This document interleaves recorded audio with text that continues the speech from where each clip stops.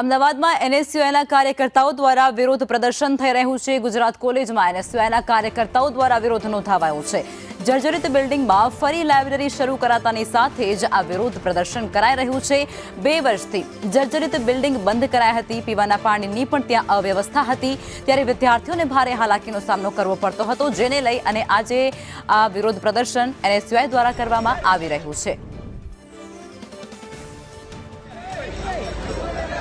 તો આ વિરોધ પ્રદર્શન અત્યારે અમદાવાદમાં કરવામાં આવી રહ્યું છે। એનએસયુઆઈના કાર્યકર્તાઓ છે જે અત્યારે વિરોધ કરતા નજરે પડી રહ્યા છે। પીવાના પાણીની અવ્યવસ્થા હોવાને કારણે લાઇબ્રેરીમાં જે વિદ્યાર્થીઓ વાંચન માટે આવે છે તેમને ભારે હાલાકીનો સામનો કરવો પડતો હોય છે, અને તેને ધ્યાને લઈ આજે એનએસયુઆઈના કાર્યકર્તાઓ છે તે વિરોધમાં જોડાયા છે। ગુજરાત કોલેજ ખાતે આ વિરોધ પ્રદર્શન કરવામાં આવી રહ્યું છે, જેમાં બેનરો અને પોસ્ટરો સાથે આ તમામ કાર્યકર્તાઓ છે તે ત્યારે લડી લેવાના મૂડમાં અને મેદાને ઉતરી ચૂક્યા છે।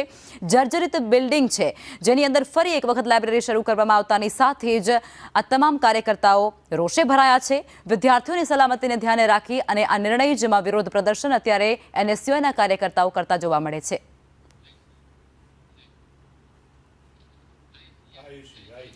સંવાદદાતા આયુષી જોડાઈ ચૂક્યા છે લાઈવમાં। આયુષી, કઈ પ્રકારની અત્યારે ત્યાં પરિસ્થિતિનું નિર્માણ થયું છે? એનએસયુઆઈના કાર્યકર્તાઓ વિરોધમાં જોતરાયા છે।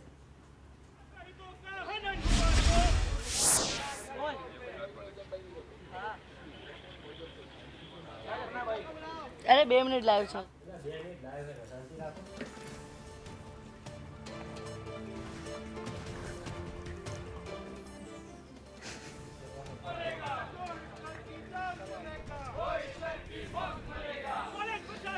એનએસયુઆઈ દ્વારા ગુજરાત કોલેજ ખાતે વિવિધ માંગણીઓને લઈને વિરોધ કરવામાં આવી રહ્યો છે। ખાસ કરીને કોરોના સમયથી જે હોસ્ટેલ બંધ છે તેને ફરી શરૂ કરવાની માંગ છે। જે જર્જરિત લાઇબ્રેરી છે કે જે પહેલા બંધ કરવામાં આવી હતી તે ફરી તેને શરૂ કરવાની માંગ કરવામાં આવી રહી છે। એટલું જ નહીં, અલગ અલગ વિવિધ માંગ છે, ખાસ કરીને તેને લઈને અત્યારે હાલ વિરોધ કરવામાં આવી રહ્યો છે। ત્યારે જ્યારે કોલેજની અંદર જ્યારે જે સંચાલકો છે, અધિકારીઓ છે, તેને મળવા નથી મળી રહ્યું, તેને લઈને અત્યારે હાલ એનએસયુઆઈ દ્વારા બહાર જે ધરણા કરવામાં આવી રહ્યા છે અને જોઈ શકાય છે। તેની સાથે વાતચીત કરીશું કે શું કહેવું છે। જે રીતે અત્યારે ભજન કરવામાં આવી રહ્યા છે, શું માંગ આપની શું છે?